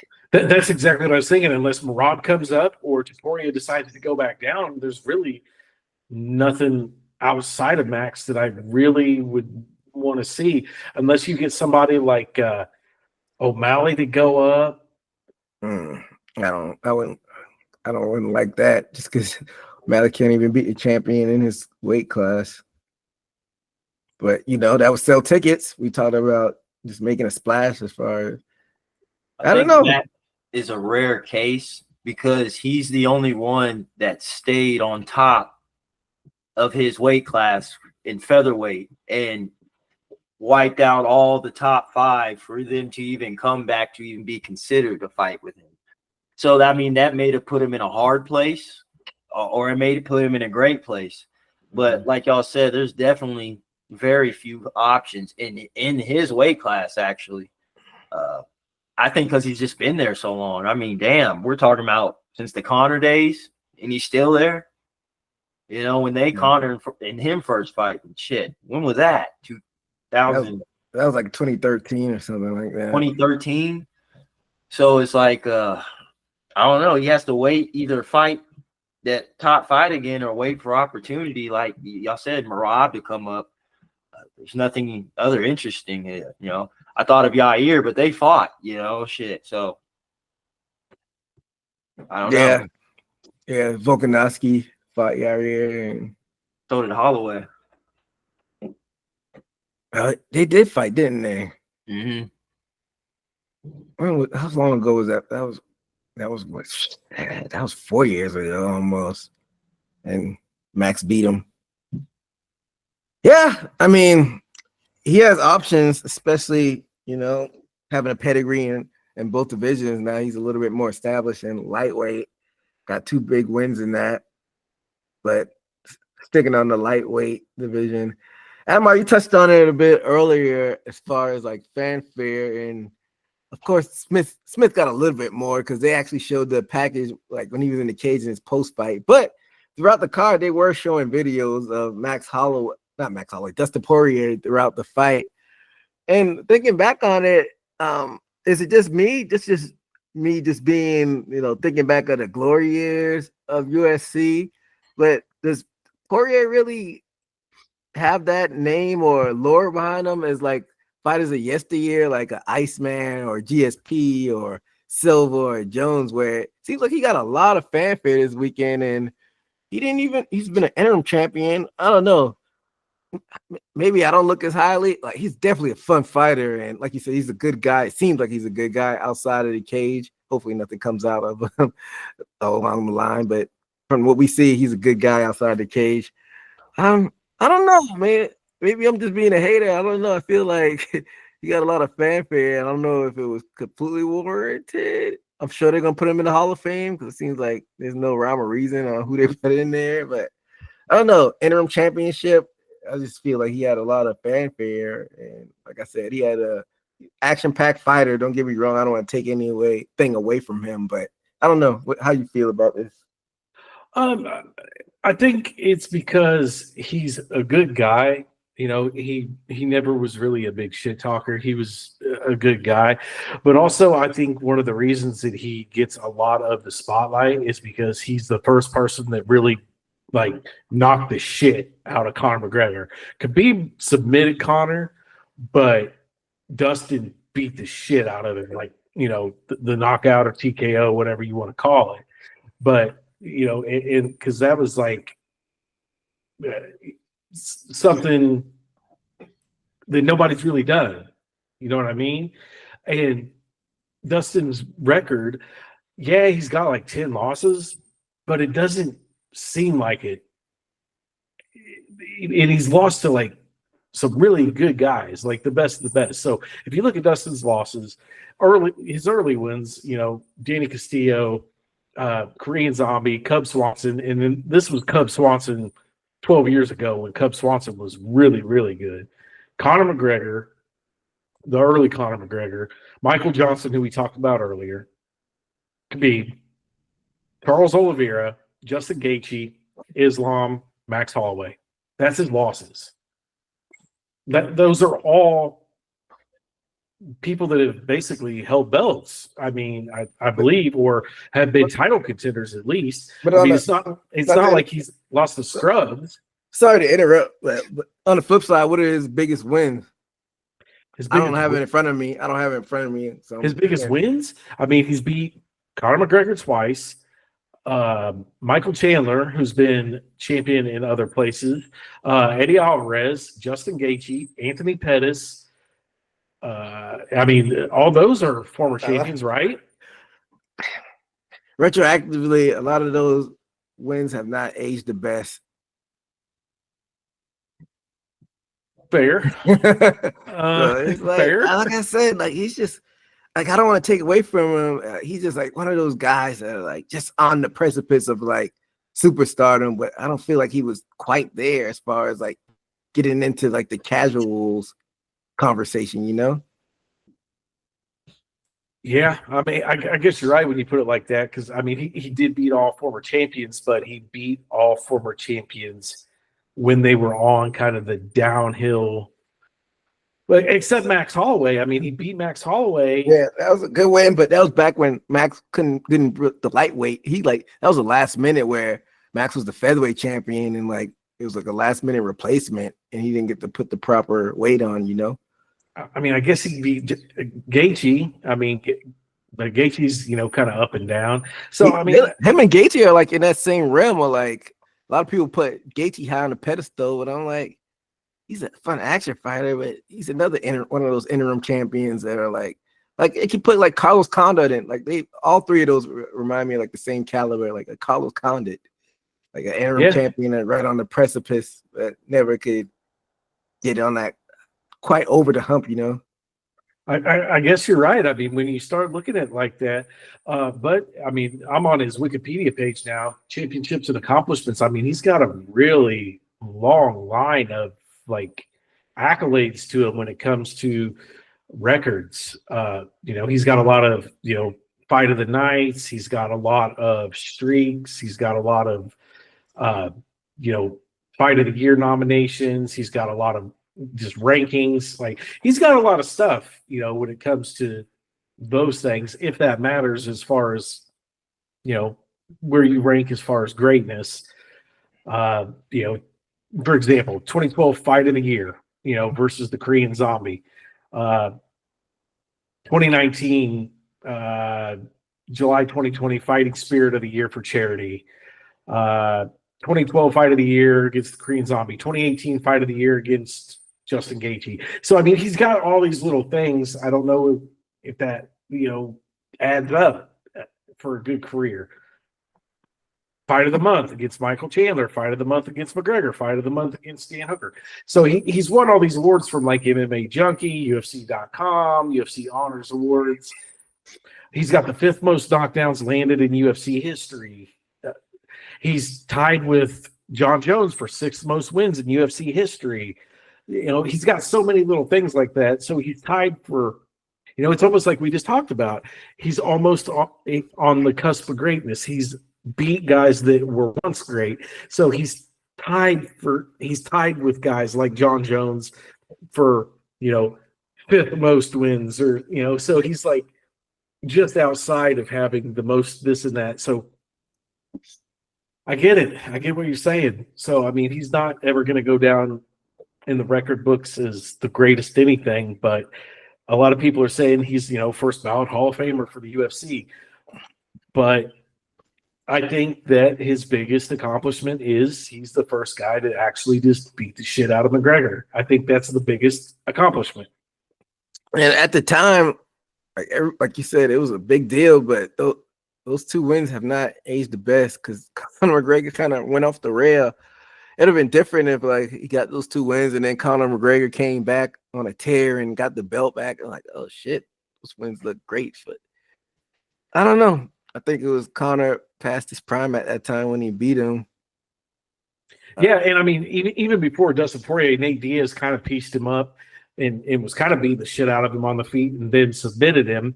But, Dustin Poirier actually finished it with the TKO.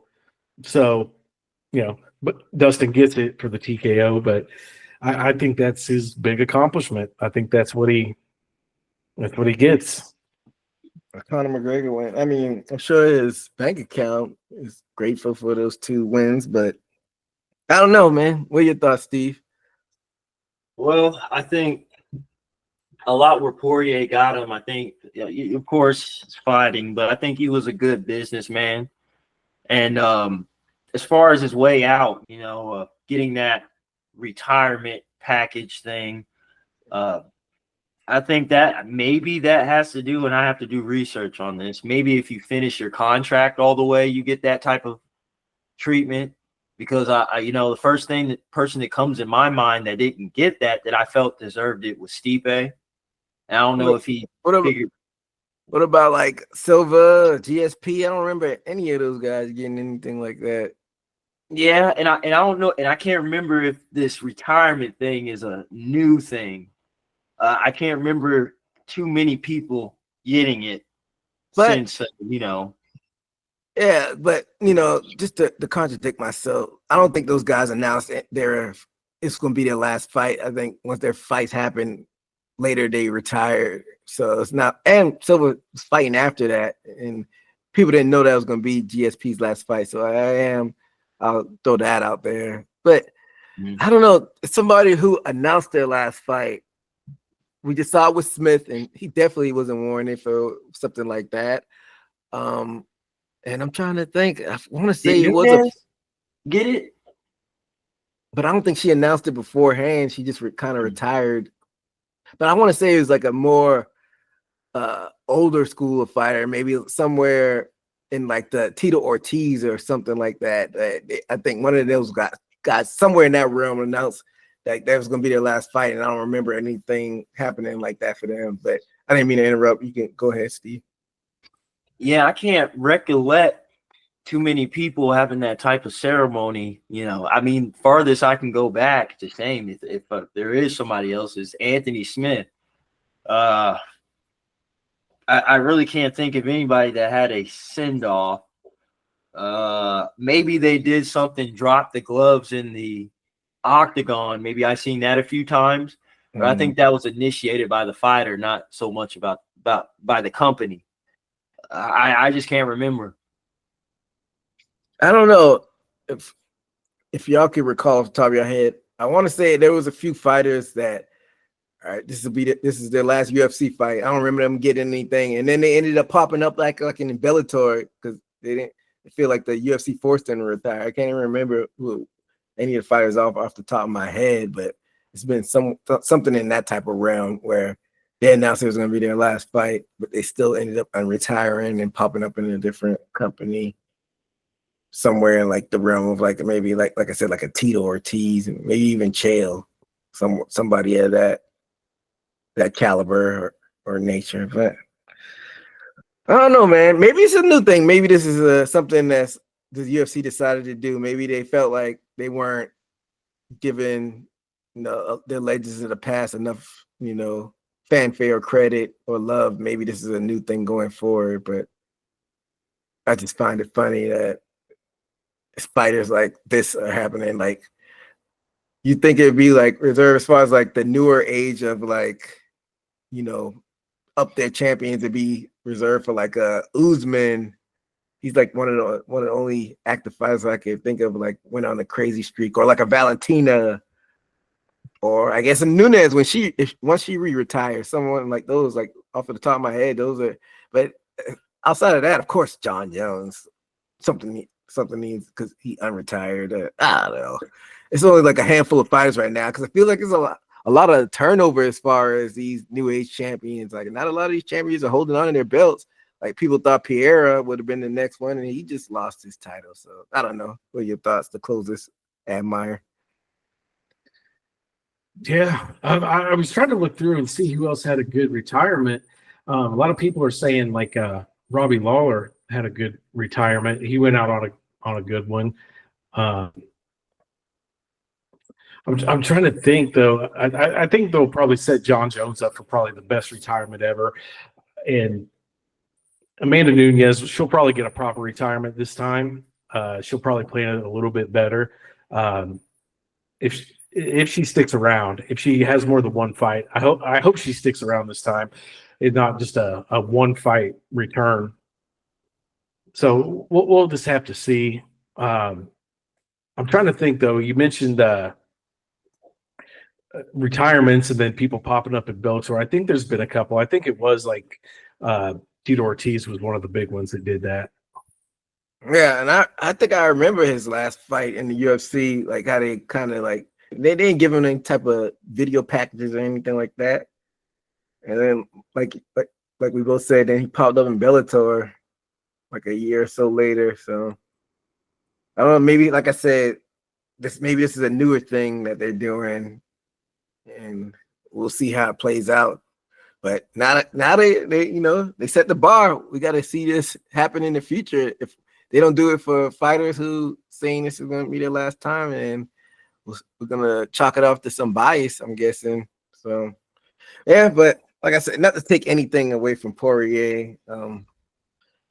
Very, very good career. Like Admire said, how many records did he set? It was some records that he set right along the way. Quite a few. I mean, there's all kinds of stuff on his Wikipedia page. So you don't want to take anything away from him on that side of things. And, we know how retirements and combat sports go. Sometimes they don't always stick, but looks like it's going to stick for him because he has a lot of side businesses going on. And yeah, like you said, Steve, Lil Wayne came out with him, even though he didn't perform. I didn't even know. I think I don't know. I must have been asleep. I don't even remember Lil Wayne coming down there. And both Louisiana boys. So, hats off to Dustin Poirier. But all in all, it was a decent night of fights. All decisions on the main card after those strings of finishes on the preliminary card. And UFC 319 going down. This is in mid-August, so it's going to be a little minute. But they got some fight night cards in between them. Looks like you got Delice and Hernandez fighting on August 9th. You got an Apex card. I don't even know why they're still in the Apex, but that's flyweights Albazi versus Tierra on that one. And it like balls to the wall until the next pay-per-view, because the week before that you got Whitaker and the Ritter that's going down in Abu Dhabi. It's an ABC card, and Jan and Admire's boy Bryce Mitchell and Nurmagomedov fighting. Sher Booten is kicking that one off, so maybe he can get back on track. He's against Barrial, so I don't know if there's a little extra time, might pop up and do a quickie episode on one of those cards, but we'll see. But definitely got to get a boxing show in, because Pacquiao was fighting this past weekend, and we got to discuss that. And then Usyk doing Usyk things, and we got Clarissa Shields fighting this weekend, so that'll be interesting. So definitely probably got to do something for that. But it's getting late early here, so we'll go ahead and wrap this up and be on the lookout for post on social media when we pop up for our next show, and make sure to subscribe on YouTube and all the social media platforms. But that'll do it for us here at Haymaker Combat Sports. And until next time, be safe out there. But before that, actually, because I've been doing a bad job of this to keep track of the records. So all three of us did terrible picking these fights, but Admire did the best. Admire went 2-3, and me and Steve went 1-4. So Admire pulled out a little bit for the yearly record at 24-16. I'm doing terrible. I'm at 500. I'm 20-20 this year. I don't know what's going on. And Steve is 21-19. So Admire is still in the lead going into the second half of this year with the fight predictions. But like I said, we all did pretty terrible. I don't know what's going on this year, but somebody's got to win, right? And right now, Admire still in the lead. So Admire may be taking the belt this year. I still got it here. I'm warm. I may be warming it up for Admire. I still got it. So this might be Admire. This might be Admire's by the time the year is over. But That'll do it for us here at Haymaker Combat Sports. Until next time, be safe out there. Later. Hit the takedown, ground and pound, that was from the top. Heel hooking, no more plot, I leave you in the knot. Pound for pound, been the greatest, sitting on the top. Man, I'm laughing at the fools who think they coming for the spot. You ain't got a shot, it's already mine.